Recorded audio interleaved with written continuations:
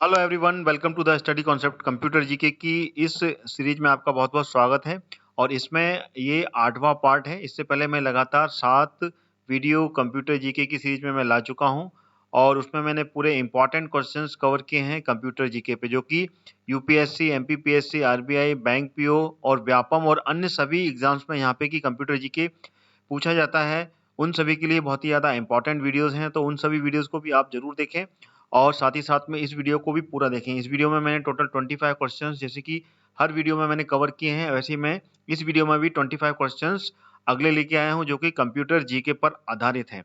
ठीक है? और लगातार आप इन वीडियोज़ की सीरीज़ को बने रहने के लिए आप मेरे चैनल स्टडी कॉन्सेप्ट चैनल को सब्सक्राइब कर लें, ऑल नोटिफिकेशन के साथ में, जिससे कि आपको जितने भी वीडियोस मैं कंप्यूटर जीके पे बनाऊंगा वो सारे वीडियोस के नोटिफिकेशन आपको मिलते रहेंगे और आप सारी वीडियोस लगातार देख पाएंगे। तो ज़्यादा समय ना लेते हुए इस वीडियो को मैं शुरू करता हूं। आप सभी विद्यार्थी इस वीडियो को अगर पसंद करते हैं तो आप इस वीडियो को लाइक जरूर करें और साथ में इस वीडियो को शेयर भी करें अपने सभी ग्रुप्स में, जिससे कि अन्य जितने भी परीक्षार्थी हैं वो भी कंप्यूटर जीके की इस वीडियो को देख पाएंगे। तो शुरू करते हैं कंप्यूटर जीके का ये 8वां पार्ट। ये आ गया पहला क्वेश्चन 25 क्वेश्चंस में से। सार्वत्रिक उत्पादक कोड यानी कि यूनिवर्सल प्रोडक्ट कोड इंग्लिश में बोलते हैं का अंगीकरण किसके लिए किया गया है? बताइए। भवनों की अग्नि सुरक्षा के लिए, भूकंप प्रतिरोधी भवन के कोड के लिए, बार कोड के लिए, या फिर खाद्य पदार्थ में मिलावट के रोकथाम के लिए? तो इसका कौन सा उत्तर होगा? बताइए। इसका आंसर है बार कोड। ठीक है ना, this is the correct answer.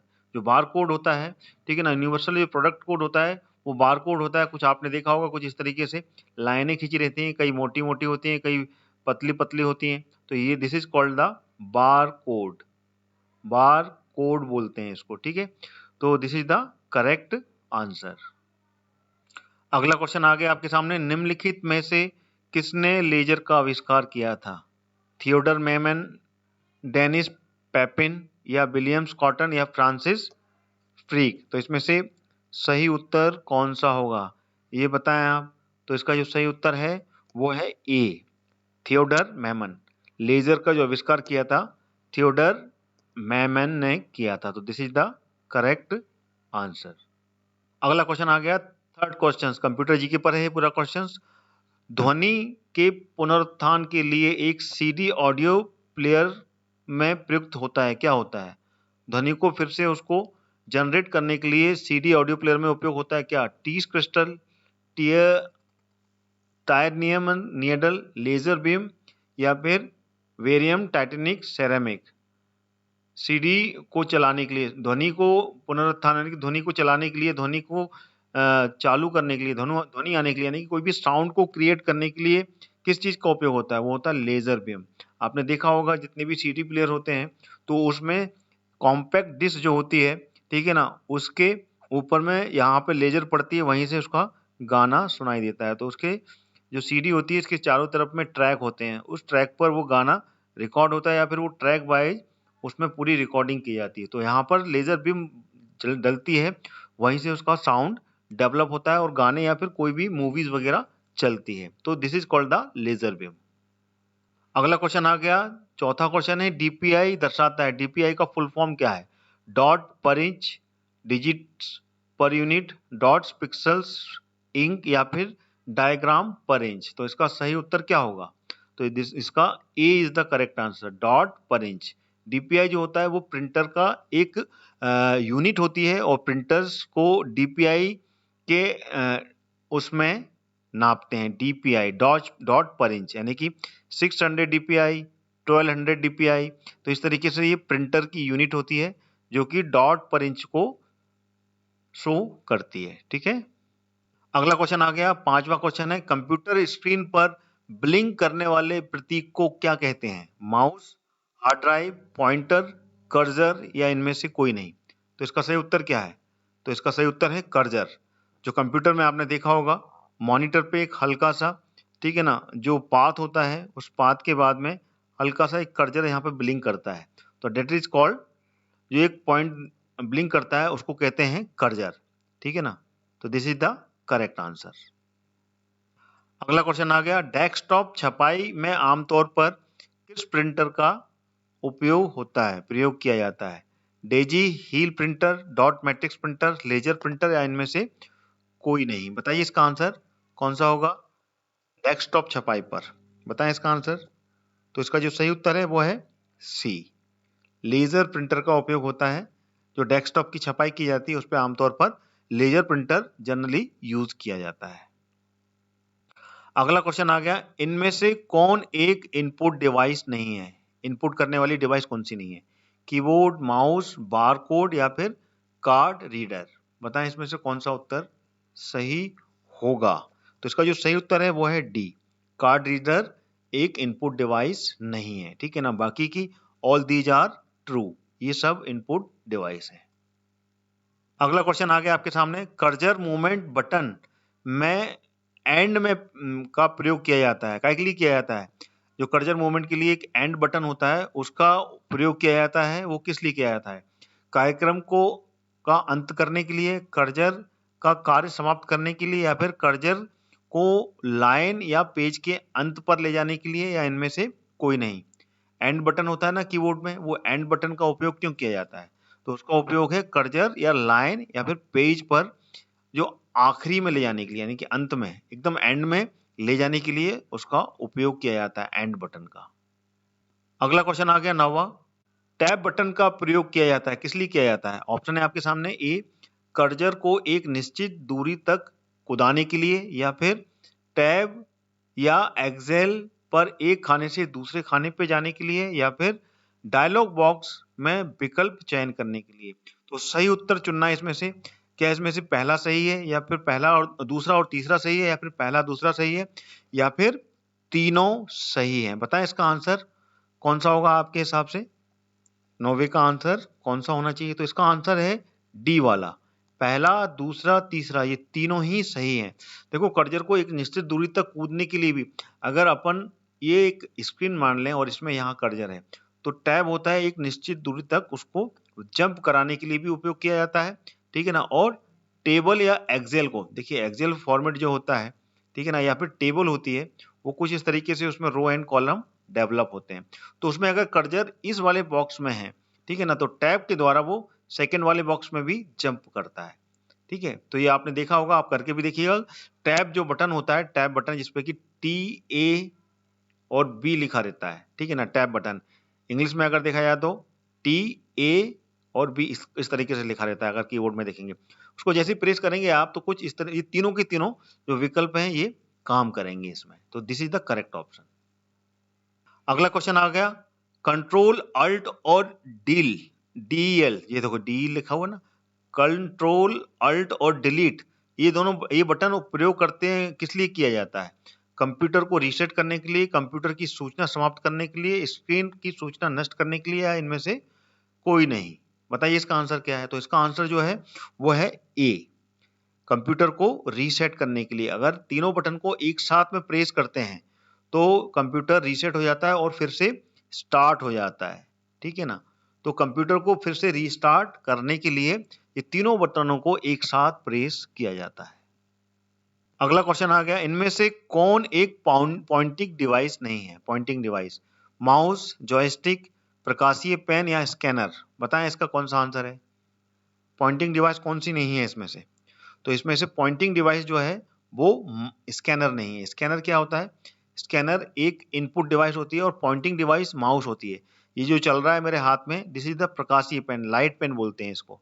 ठीक है ना, हिंदी हिंदी है पूरी, प्योर हिंदी लिखी है, प्रकाशीय पेन। ठीक है, तो this is called the light pen. Joystick ये गेम के लिए उपयोग किया जाता है, जो कोई भी गेम्स वगैरह होते हैं उसमें वो उपयोग होता है। और माउस आप जानते हैं, तो ये एक पॉइंट को रोटेट करता है, this is called the mouse and this is called the pen. ठीक है ना, so all these are a pointing device, और ये जो है इनपुट डिवाइस कहलाता है। इनपुट डिवाइस तो ये सारे हैं, लेकिन पॉइंटिंग डिवाइस में स्कैनर का उपयोग नहीं होता है। आगे जाने से पहले मैं आपको बताना चाहता हूं अनअकैडमी के बारे में। अनअकैडमी लाया है आपके लिए एक फ्री प्लान, जिसमें आपको MP के टॉप एजुकेटर से पढ़ने का सुनहरा मौका मिलेगा।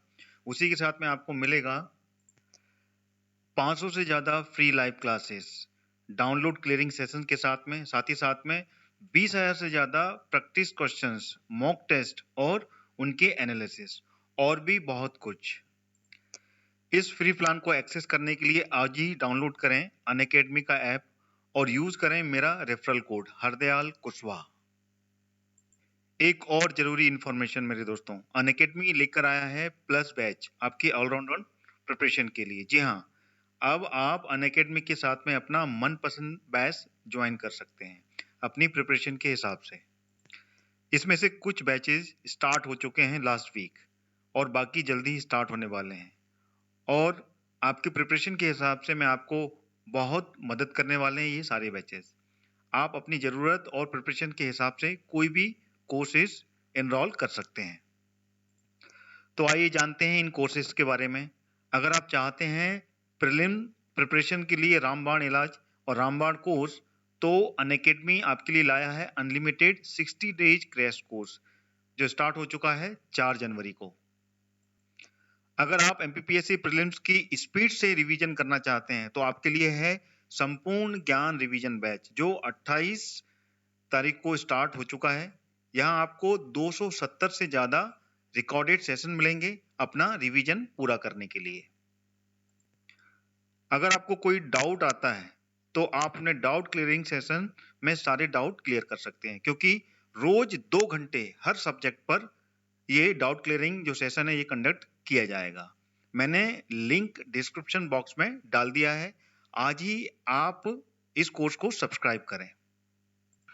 अगर आप बोलोगे कि मैं ऑलरेडी अपना रिवीजन खुद कर रहा हूं, तो आपके लिए है संकल्प बैच जो कि स्टार्ट हो चुका है 28 दिसंबर से। यहाँ आपको मिलेगा डेडिकेटेड डाउट क्लियरिंग सेशन 2 घंटे रोज। अब आप अपने डाउट क्लियरिंग अपने तक ना रहने दें, आज ही सब्सक्राइब कर रहे हैं। लिंक मैंने डिस्क्रिप्शन बॉक्स में डाल दिया है और ऐसे मौके को हाथ से नहीं जाने दें। अगर आप एमपीपीएससी की तैयारी शुरू कर रहे हैं तो डेडिकेटेड गाइडलाइन चाहते हैं, तो मैं आपको मेगा फाउंडेशन बैचेस के लिए रिकमेंड करूंगा जो कि स्टार्ट हो चुका है 5 जनवरी से। इसमें आपको मिलेगी लाइव क्लासेस जो कि देंगे आपको पूरे मध्य प्रदेश अनअकैडमी से जुड़े हुए top educators. PDF revision notes मिलेंगे, साथ में वीकली मेगा क्विज भी मिलेंगे और आपको प्रीलिम्स का कोर्स पूरा का पूरा ये मार्च तक कंप्लीट हो जाएगा। इसका भी लिंक मैंने डिस्क्रिप्शन बॉक्स में डाल दिया है। अपने सपने साकार करने के लिए तुरंत ही अनअकैडमी के साथ में जुड़ें। जिन विद्यार्थियों ने एमपीपीएससी प्रीलिम्स क्लियर कर लिया है उनको मेरी तरफ से बहुत बहुत शुभकामनाएं। आप अपने मेंस की तैयारी के लिए कोई भी चूक ना करें। आप लोगों के लिए अनअकैडमी लेकर आया है स्वप्न पूर्ति बैच, जिसमें आपको मेंस के कंप्लीट प्रिपरेशन कराई जाएगी। आंसर राइटिंग के साथ में 35 दिन में ये पूरा प्रिपरेशन आपको कराई जाएगी। आज ही अपनी सफलता की सीढ़ी एक और कदम आगे बढ़ाएं और अनअकैडमी के साथ में जुड़ के अपनी पूरी की पूरी जो भी स्वप्न है वो आप पूरा करें।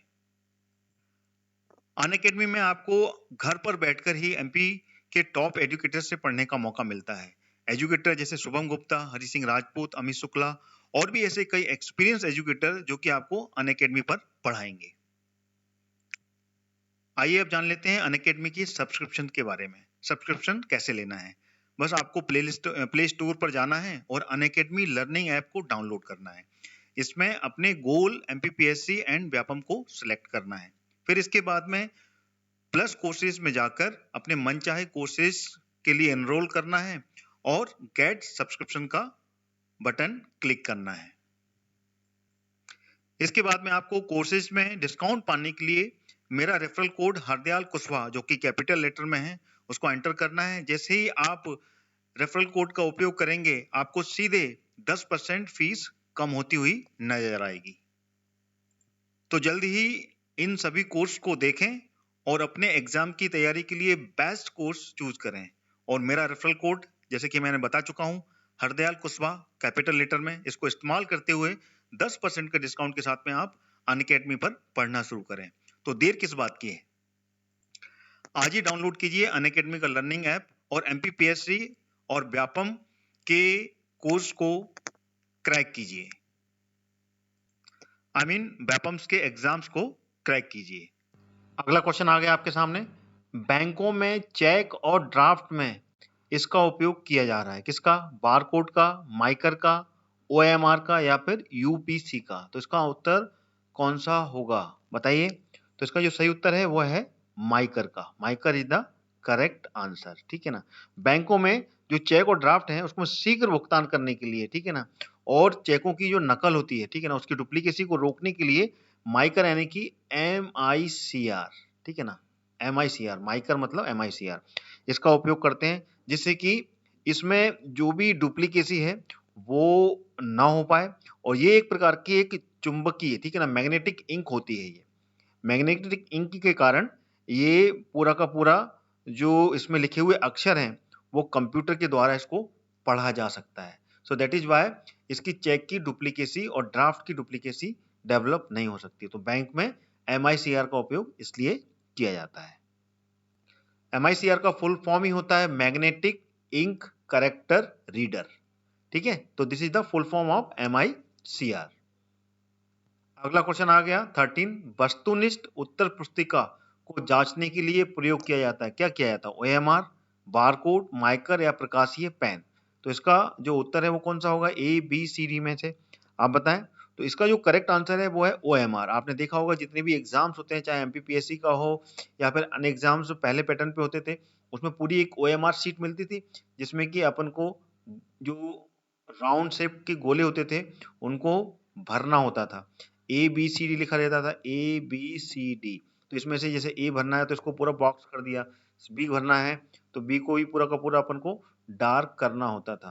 तो ये जो पैटर्न होता था ये OMR शीट कहलाती है, ठीक है ना। तो ये इसको बोलते हैं OMR शीट, ठीक है ना। OMR शीट का फुल फॉर्म क्या है? इसका फुल फॉर्म है OMR का ऑप्टिकल मार्कर रीडर, ठीक है ना। OMR मतलब ऑप्टिकल, ठीक है ना, mark reader, this is the full form.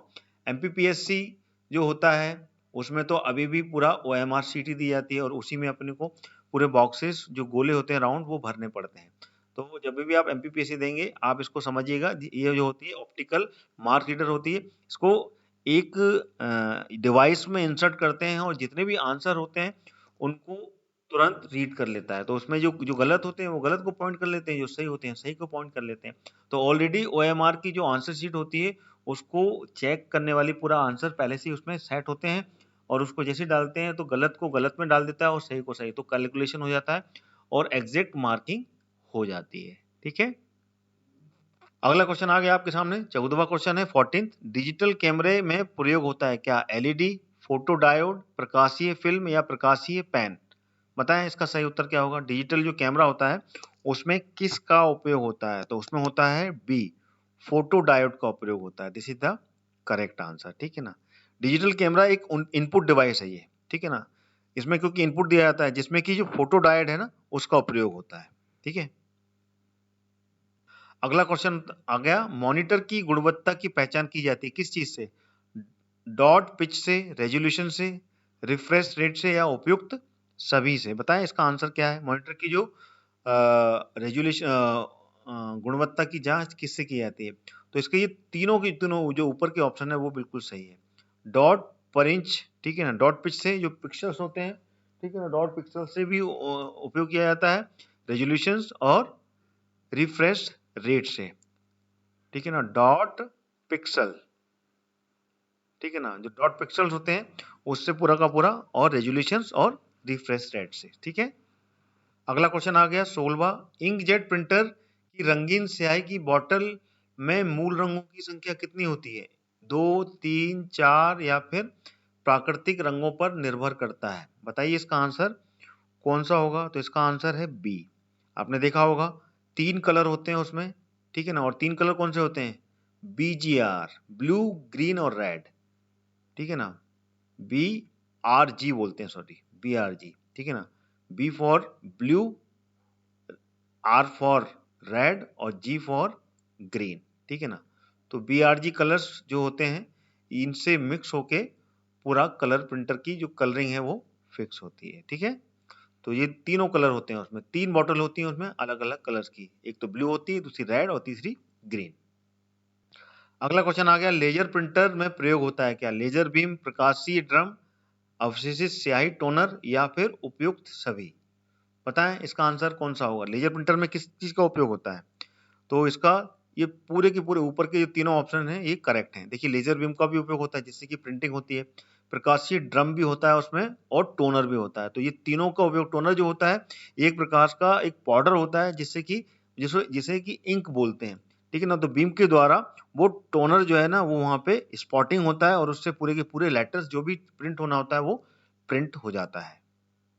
अगला क्वेश्चन आ गया 18, निम्न में से कौन सी एक यंत्र सामग्री नहीं है? प्रिंटर, कीबोर्ड, माउस या फिर प्रचालन तंत्र? तो कौन सा आंसर इसका सही होगा? What is the correct answer? Which one is the correct answer? Tell मी।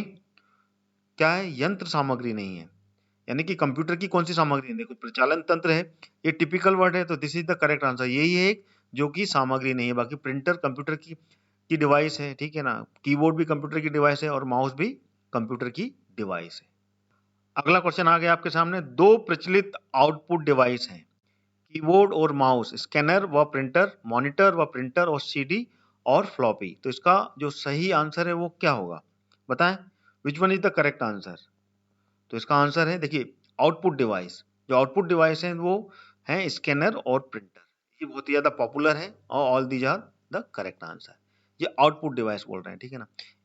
इसमें जो मिक्सिंग की हुई है, ये एक इनपुट डिवाइस है और ये आउटपुट डिवाइस है, ठीक है ना। और ये सीडी और ये स्टोरिंग डिवाइस है फ्लॉपी, और कीबोर्ड और mouse this is the input device.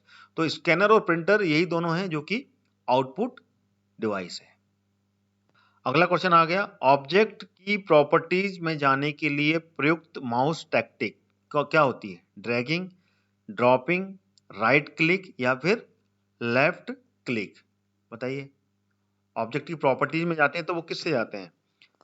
Object की प्रॉपर्टीज में आपने देखा होगा कभी माउस को क्लिक करते हो, माउस की राइट क्लिक करने के बाद में एक अलग से ऑप्शन आता है, ठीक है ना, वो होती है राइट क्लिक प्रॉपर्टी। तो उससे क्या ना कि उस पर्टिकुलर ऑब्जेक्ट की प्रॉपर्टी खुल जाती है डिफरेंट टाइप की, फिर उसमें से जो चाहे वो अपन सेलेक्ट करते हैं। तो that is called the property, जिसको कि राइट क्लिक करने पर अपन वहां पर पहुंचते हैं। अगला क्वेश्चन आ गया, कंप्यूटर की मरम्मत, सूचना या आउटपुट देखने के लिए किस डिवाइस का प्रयोग किया जाता है? मॉनिटर, कीबोर्ड, एएलयू या फिर सीपीयू? बताएं इसका आंसर कौन सा है? इसका आंसर कौन सा है बताएं? इसका आंसर है मॉनिटर। कंप्यूटर की सूचना और आउटपुट देखने के लिए जो डिवाइस होती है वो मॉनिटर होती है। जो भी इंफॉर्मेशन होती है वो मॉनिटर की स्क्रीन पर ही रिफ्लेक्ट होती है। तो सूचना को देखने के लिए मॉनिटर का उपयोग होता है। कीबोर्ड क्या होती है? This is the input device, ठीक है ना। This is the input device, ठीक है ना, इनपुट है। और एएलयू क्या है? ये सीपीयू के अंदर का सर्किट है, सीपीयू का। और CPU is the processor, this is called the processor, ठीक है। तो इसका आंसर है मॉनिटर। अगला क्वेश्चन आ गया, निम्नलिखित में से कौन सा आउटपुट एक माध्यम है? आउटपुट का एक माध्यम कौन सा है? माउस, स्कैनर, प्रिंटर या फिर कीबोर्ड? बताएं इसका आंसर। सिंपल सा है, इसमें से मैंने आपके बाकी के ऑप्शन के बारे में पहले ही बता चुका हूं मैं। तो इसमें जो प्रिंटर है यही आउटपुट देता है, तो this is the correct answer. सारे ऑप्शंस में से प्रिंटर ही है जो कि आउटपुट डिवाइस है, बाकी सब इनपुट है। माउस भी इनपुट देता है, स्कैनर भी इनपुट देता है और कीबोर्ड से भी अपन इनपुट करते हैं। कोई भी चीज इनपुट करने के लिए ये तीनों है, बाकी प्रिंटर ही है जो कि यहाँ पर आउटपुट देने वाला ऑप्शन दिख रहा है, ठीक है। अगला क्वेश्चन आ गया 23rd, कंप्यूटर सिस्टम में टेक्स्ट और न्यूमेरिकल का सर्वाधिक सामान्य पद्धति है किस चीज से? किससे अपन इसको टेक्स्ट और न्यूमेरिकल को अपन यूज करते हैं? कीबोर्ड के द्वारा, स्कैनर के द्वारा, प्रिंटर के द्वारा या फिर प्लॉटर के द्वारा? नॉर्मली अपन कीबोर्ड का उपयोग करते हैं, ठीक है ना। कीबोर्ड से ही अपन जो भी डेटा है, चाहे नंबर्स हो या फिर अल्फाबेट्स हो, टेक्स्ट हो, उनको अपन कीबोर्ड के द्वारा ही एंटर करते हैं। तो this is the normal pattern, ठीक है ना, नॉर्मल सिस्टम यही होता है। तो this is the correct answer. दोस्तों अगर वीडियो आपको अच्छा लग रहा है, कंप्यूटर जीके के क्वेश्चंस आपको समझ में आ रहे हैं और किस तरीके का पैटर्न में उपयोग कर रहा हूं पसंद आ रहा है, तो वीडियो को आप लाइक और वीडियो को शेयर करते हुए चलें, जिससे कि आपको ये सारे के सारे क्वेश्चंस अलग जो डिफरेंट एग्जाम्स वाले हैं वो भी इसको देख पाएंगे, अलग अलग स्टूडेंट्स भी इसको देख पाएंगे। और लगातार चैनल के साथ में बने रहने के लिए आप मेरे चैनल को सब्सक्राइब कर लें ऑल नोटिफिकेशन के साथ में। चलिए अगले क्वेश्चन की ओर चलते हैं। अगला क्वेश्चन आ गया 24, आउटपुट डिवाइसेस संभव बनाते हैं। क्या बनाते हैं संभव? डेटा देखना या प्रिंट करना, डेटा स्कैन करना, डेटा इनपुट करना या फिर डेटा भेजना। बताइए, जो आउटपुट डिवाइस है वो क्या देखने के लिए सबसे अधिक उपयोग होता है? तो वो होता है आउटपुट डिवाइस में डेटा को देखा जाता है और डेटा को प्रिंट किया जाता है। तो this is the correct answer. जैसे कि मॉनिटर है, उसमें डेटा को अपन देखते हैं, प्रिंटर है, उसमें प्रिंट करके अपन आउटपुट लेते हैं। तो इन दोनों को आउटपुट डिवाइस संभव बनाते हैं। अगला क्वेश्चन आ गया 25 और इस वीडियो का ये आखिरी क्वेश्चन है। जैसे कि मैंने बताया था कि हर वीडियो में मैं 25 क्वेश्चंस लेके आता हूं, जिससे कि आप हर वीडियो को समझ पाएं, सारे क्वेश्चंस को समझ पाएं, जिससे कि आपको ज्यादा वर्डन न पड़े। Easily you can understand everything about the questions. तो अगला क्वेश्चन ये है, डॉक्यूमेंट की हार्ड कॉपी तैयार की जाती है किससे? प्रिंटर के द्वारा, फ्लॉपी के द्वारा, हार्ड डिस्क के द्वारा या फिर सीडी के द्वारा? कोई भी डॉक्यूमेंट है उसकी हार्ड कॉपी किसके द्वारा तैयार की जाती है? सिंपल सी बात है, प्रिंट करके ही उसकी हार्ड कॉपी निकाली जाती है। तो प्रिंटर के द्वारा अपन प्रिंट निकालते हैं, then we will get the hard copy of particular document. तो printer is the correct answer. तो दोस्तों ये थे पूरे 25 क्वेश्चंस जो कि आपको उसके आंसर के साथ में मैंने एलोबरेट किया। आपको वीडियो कैसा लगा? पसंद आया तो लाइक करें, और अच्छा पसंद आया तो इसको आप शेयर भी करें, जिससे कि अन्य स्टूडेंट भी इसको देख पाएं।